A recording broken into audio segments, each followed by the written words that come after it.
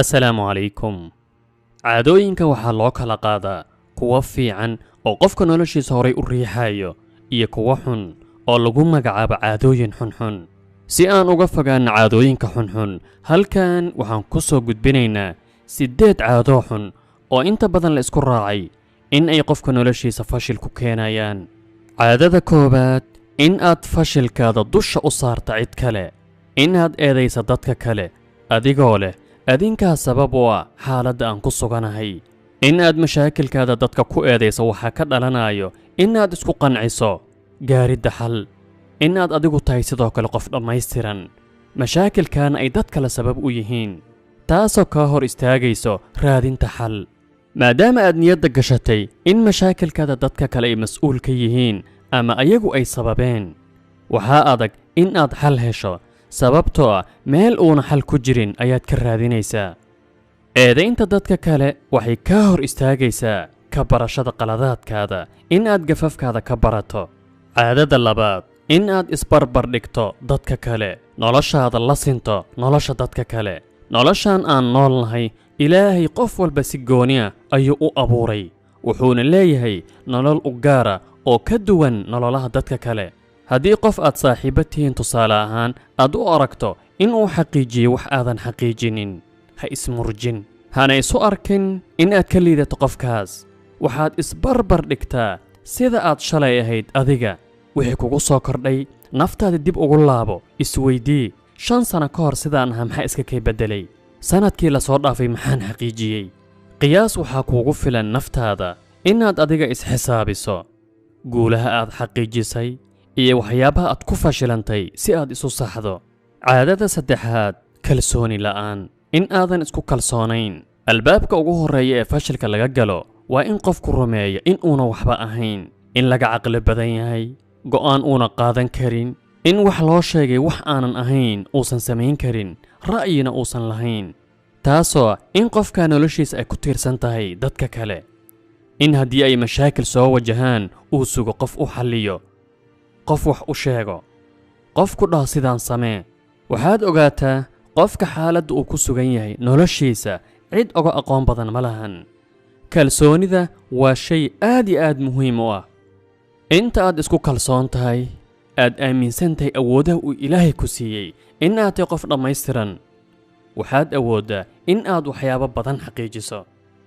caadada afaraad, ka tanaasulidda mabaadi'daada. waxaan nahay marka koowaad dad muslimiina, waxaanan leenahay mabaadi' guudo aad u wanaagsan. akhlaaqda guud, dhowrsanaanta, runta, ammaanada. qofka waxa uu qof ku yahayna waa mabaadi'diisa. qof aanan mabaadi' lahayn qof ma ahan. haddaad qurba joog tahay, ilaali akhlaaqda islaamka iyo mabaadi'da islaamka, hana ka tanaasulin, si aadan u noqonin mid gudaha ka maran oo dabayshii soo dhacdaaba tuurayso. sidoo kale ha ka tanaasulin ahdaaftaada iyo waxyaabihii aad dejisay in aad samayso. caadada shanaad, in aadan aqoonin qaabka dadka kale loola xiriiro. xilligan waxaan nool nahay zaman gaara, nolol degdeg ah, wax walba isbeddelayaan. waxaa loo baahan yahay in aan baranno sida xiriirada loo samaysto, dad kale loola xiriiro, dad kala duwan. in aan baranno skills ama mahaaraad cusub, in aan baranno luuqado kala duwan. markaad gaariga laamigaas ku waddo, luuqadda adiga iyo laamiga idin dhex marayso waa tilmaamaha ku dheggan waddada, waana nooc ka mide wada xiriirka zamankan aan nool nahay. caadada lixaad, cagajiidka. waxaa loola jeedaa inaan isku qancinno fadhi, annagoo leh hawshaan berri ayaan qabanaynaa, berri ayaan samaynaynaa, in aan dib u dhigno, in aan berriyeyno. yaa ku siinaya marka koowaad damaanad ah in aad berri gaarayso. subax walba oo ay qorraxdu soo baxdo waa hadiyad ilaahay xaggiisa kaaga imaaday, waa hadiyad qaali ah oo aanan lacag lagu beddelan karin. waa hadiyad ah in ilaahay ku siiyey waqti aad waxyaabo badan ku xaqiijin karto, wax ku anfaco aakhira iyo adduunba. sidaas darteed subaxda iyo galabta waa shay aad iyo aad muhiim u ah. caadada toddobaad, diididda ra'yiga dadka kale. inaad isu aragto keligaa inaad caqli leedahay, dadka kalena ra'yigooda waxba uuna ahayn. halkan waxaan ula jeednaa inaad qiimayso aaraa'da dadka kale.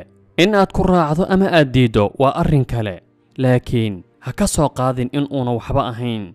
kalsoonidu ma ahan in aadan dadka la tashanin. caadada siddeedaad. caadadan siddeedaad wuxuu la xiriiraa dhinaca waxgadashada. suuq markaan wax ka soo iibsanayno, ciwaankiisana waa ha gadan wax aadan u baahnayn, sida dharka oo kale, dharka raqiiska. istaag wax yar, maxaa loola jeedaa? kaba soo qaadbo in aad socoto suuq, inaad suuq soo gashay, kadibna waxaad aragtay shay raqiisa oo aadan u baahnayn, laakiin aad u gadato keliya in uu raqiis yahay. ujeed ma lihid, keliya waxaad u gadanaysaa in uu raqiis yahay, laakiin berrina aad tuurto ama aadanba isticmaalin, taasoo ah khasaaro in aad lacag khasaartay.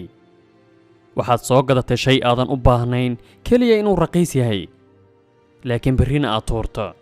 waxaa lagu talinayaa intii aad dhowr shay oo raqiisa aad soo gadan lahayd, dhowr bilood ama dhowr maalin kadibna aad tuuri lahayd ama xitaa aadan isticmaali lahayn, hal mar soo gado, soo iibso shay taya leh, shay qiimo leh. sidoo kale waxaa lagu talinayaa markaad suuqa aadayso inta aadan guriga ka bixin in aad qorto waxa aad u baahantay in aad soo gaddo, in aad og tahay waxa aad suuqa ka soo gadanayso, in aadan iska soo gelin oo wixii kaa soo horbaxaaba aadan soo qaadanin. oraahdan si fiican u dhegayso. nin milyaneer ayaa yidhi, ma ihi milyaneer lacagtiisa nacay si aan u gato shay raqiisa. wuxuu ula jeedaa haddii aan maanta soo gato shay raqiisa, berrina iga xumaado, waxaan ku qasbanahay in aan mar labaad soo gado, taasoo qarash badan iga baxayo. waa in aan intii aan khasaarahaas geli lahaa, waa milyaneer yaa waxasaan u hadlaayo, wuxuu leeyahay intii hadda suuqa aan tago aan soo gadan lahaa shay raqiisa, iga hallaabo, haddana mar labaad aan soo gato, iga xumaado, mar labaad aan soo gato, oo aan lacag badan khasaaro, waxaa iiga fiican lacagtaas inaan baajiyo, in aan baaqsado, anigoo muddadiiba soo gadanayo shay taya leh oo qiimo leh.